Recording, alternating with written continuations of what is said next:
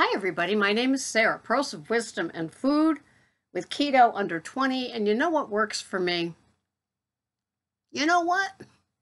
Just sticking to the basics, the plain, simple basics, day after day, week after week, month after month, just waking up and trying to stay willing to doing the basics. Not getting frustrated, not eating off of somebody else's plate, not trying to keto-fy anything except a pizza, but just doing it day after day the same old way. Oh, and speaking of old, it's funny. When a new older person finds me, they say, "Oh, it's so nice to find an old woman on YouTube that does keto," or something to that effect. And then they always say, "Well, no offense. I don't mean to call you old or anything, but it's like it's true. I'm not a youngster." And so there are some good things that come from being older and doing keto and allowing it to just happen. First of all, having the channel and being able to say it to all of you helps me. You know, it's not like I got it knocked. It's not. I need to hear simple is best every day. Just what works. Why do I want to take one of the components out of what works for me and try to go it alone when doing what works for me takes 2 seconds? It takes 2 seconds to put my food in my tracker. It takes 2 more seconds to weigh my food. It just keeps this card-carrying, sugar/sweet addict, food addict, carb addict in line. And, you know, it's the person that's not standing next to me barking at me, you know, like the Jillian Michaels on the SodaStream ad. Yeah, that really makes me want to buy SodaStream, doesn't it? No. But anyway, I like my mineral water just the way that it is. So being able to wake up and do that, and I've planned my foods out for the week, the bones, what it is. It takes final tweaking. Like just now, I'm having sour cream with my evening meal, and I counted for 45, and by the time I was done doing the Daisy sour cream squeezy thing, I ended up with 50 carbs. So I have to go back and change it to 50 carbs in my chronometer. Does it matter in the long run? No, but it matters to me because I got to be accountable to me, just like you need to be accountable to your program, whatever it is that works for you. I can't tell you who to sock it to. Remember that? It's your thing. And it is your thing. You know, every day you wake up and you make decisions, either consciously or unconsciously, on how you're going to do your day. And so when you come in with a keto confession about a non-keto thing that you did, naughty, you know, it was a decision that you made. I don't think anybody strapped you down and said, "Here," and they opened your mouth and they put the food item in there. No. It was your decision to end up doing it. And, you know, whoops. I'm not doing the smackdowns like I used to. But, you know, if you're having things that really aren't keto, really don't work as well for you as other things, then you know the difference.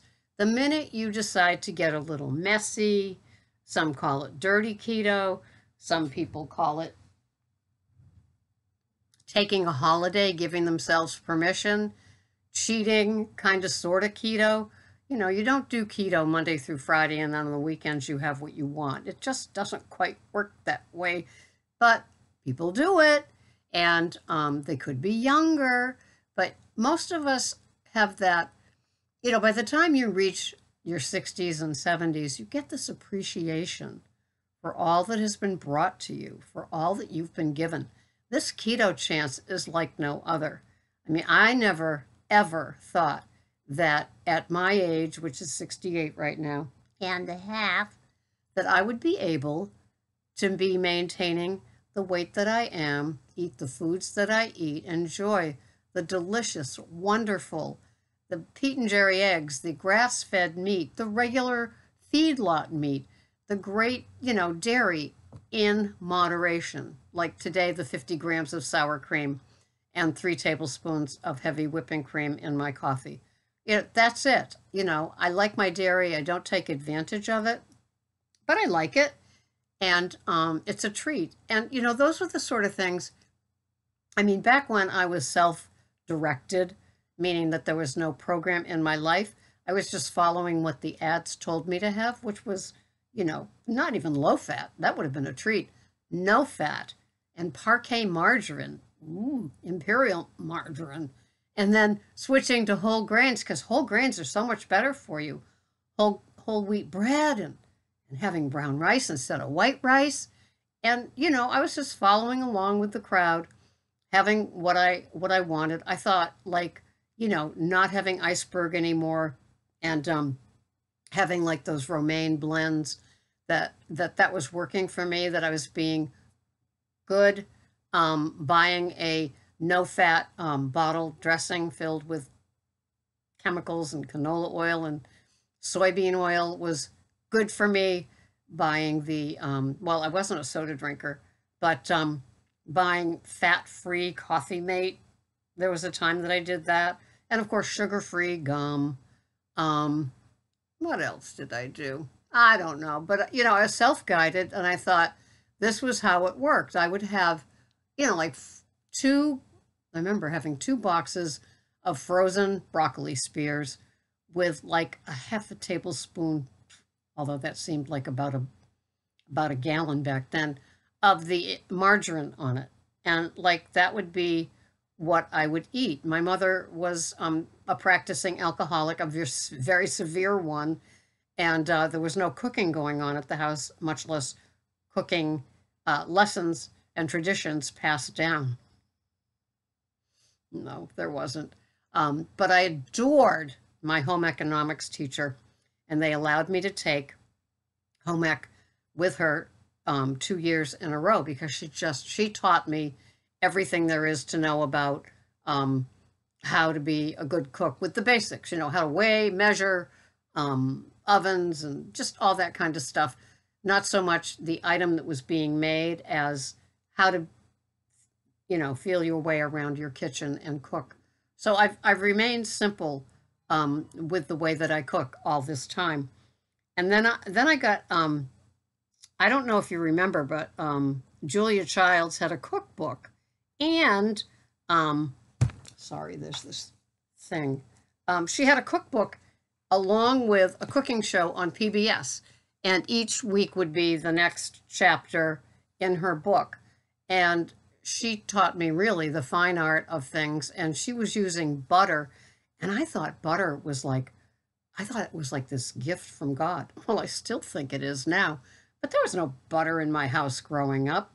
There was no finery like that. There was no things like extra virgin olive oil. It would be a hideous, a fat-free dressing that I would pour onto this iceberg lettuce. I mean, there wasn't any food in the food or no nutrients whatsoever. And so to finally end up here, and when I went to Weight Watchers, let's face it, it was just, it was using points, and I was still having the standard American diet, the same grains, the same fat-free stuff, the free fruits, the free vegetables. Maybe it taught me a little bit more about food. I'm not thinking that, though. I only lost 17 pounds the whole time I was with Weight Watchers, but, it was just a mini version of, like, the standard American diet for me. When I got to low carb, high fat, that's when I plugged in. I began listening to all these videos, the same people I listen to today, the doctors, the instructors, now the engineers with all the people like Ivor Cummins and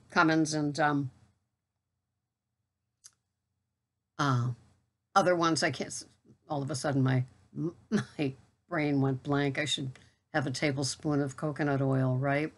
So, I just began to adapt to the low carb, high fat way. I was still having a white potato once a week.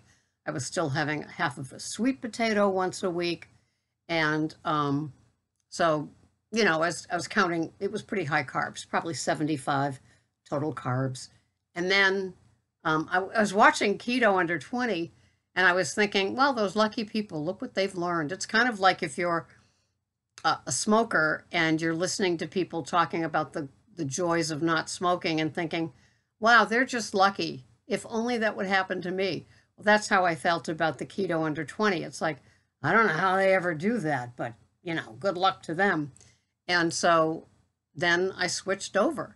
And I think I did another 18 months of low carb, high fat. And I switched over to Keto Under 20 4 or 5 years ago. I didn't keep like a diary of like great moments. I just know that when I switched, I was ready to 100%. And I don't know about how it is for you, but when I made the decision to be Keto Under 20, the decision was made. That was it. And it didn't mean that like on Saturday I'd have a cheat day. On Saturday I have keto pizza. And that's what keeps me in the game of Keto Under 20. And it is under 20. And but I didn't have cheat days, cheat weeks, cheat meals.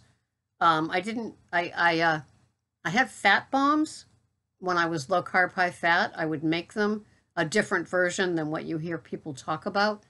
I would have them and 3 times a week as a treat. And but those kind of went away with the Keto Under 20. And so did any need for sweets, except for the Zyla in my coffee, the Zyla in my coffee is like the keto pizza on Saturday. There are 2 things that have followed me along for the 5 or 6 years I've been doing carb conscious eating, right? That's what it comes down to, right? Being conscious of the carbs that you're having and spending them wisely. For a couple of times I'd have like berries.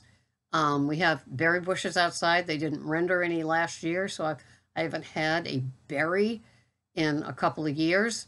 But so I became carb conscious and found that being the older woman, the less carbs I have, the better. But I still wanted some sort of veg, just some sort. The Olivia's baby butter lettuce is my all-time favorite, followed by Trader Joe's radicchio and butter lettuce. It's organic along with the Olivia's. And that's my Monday through Friday having a salad type of thing. And I put macadamia nut oil on it and Fourth and Heart ghee on my salads. And then on Sunday, we have the big green egg. And so I have asparagus, cauliflower, and Brussels sprouts on Sunday with my hunk of steak. And that works for me. And so I accept my limitations of carbs on this keto plan. I wouldn't have entered into it if I wasn't ready to do it and feel the benefits. So my carbs during the week are usually under 5. And even today with my sour cream and my baby butter lettuce, I think I'm I know I'm 3 total because I did what I eat in a day already. And so, I accept that. I accept that this world isn't nothing but a cheat place for me. I accept that, this is how it works for me. I'm going to do lower carbs. I'm going to do an ideal day for me is 80 grams of carbs and 80 grams of carbs. Did you hear the delusional one here? No, it's 80 grams of protein, 80 grams of fat. My calories today are about 1,100. And so it really makes for a 950 calorie meal because the 3 tablespoons of heavy cream are 150. And it just all works for me. I am fat adapted. I'm also OMAD adapted. I'm visually adapted to what's on my plate. The ounces, the grams. I see what they all look like, even though I'm still weighing and measuring them, just because it's a few seconds of my life. Yes, I'll never get them back again for weighing that 8 ounces of beef brisket that I'm having on my salad today, but that's okay. It's a few seconds I will just give up to the universe because it just works for me. It keeps me disciplined. It keeps me structured. It keeps me not wondering I weigh myself in a couple of days. I weigh myself once a month. So my my monthly weigh-in is coming up. And so if I get on the scale and I've gained 4 pounds, well, I was tracking and measuring. So, it's not going to make me as crazy as if I wasn't tracking and measuring and I was doing intuitive eating. Intuitive eating, it's a wonderful thing. Lucky those that can do it. It's not in my wheelhouse. I plan my meal. Plus, the other day I said here that I'm preparing Greg's meal and my meal. So I am kind of a clock watcher because I know that it has to all be, the production has to be ready at a certain time. And so it does make me look at the clock. I don't wake up, I don't like finish vacuuming or doing something and lift my head up and go, wow, I'm starving. I'm going to eat. Doesn't go like that for me. It goes like I'm preparing my meal, Greg's meal. He has many sides of things. And I do that every day for the two of us. And so then we eat the OMAD mid-afternoon. And it just works. It just is what we do. And I just don't question it. Once I accept something, like I couldn't drink, I couldn't smoke, and now, it's the sugar and the grains. It's like I really do okay with that. I accept that I can't do those things. And I don't sit there and try to game the system and get all pouty and do videos of wah, wah, poor me. I can't. No. I try to focus. They say that being grateful is not focusing on what you don't have. It's focusing on what you do have. Same thing here. It's focusing on not what you can't eat. It's focusing on what you can eat. And I would trade any one of those sugary, grainy things that I used to think pre-keto while doing standard American diet was like the bomb. It was like the best for a fatty piece of meat any day. And that helps. When you say you're fat adapted, that's one of the signs. Am I fat adapted? Well, when you want your 2 eggs cooked in the most delicious butter there is, yeah. And when you want your fatty cut of meat slow roasted and then enjoyed every fatty bite of it, yeah, that's a sign that you might be fat adapted and it's working out for you. So don't get bratty about what you can't have.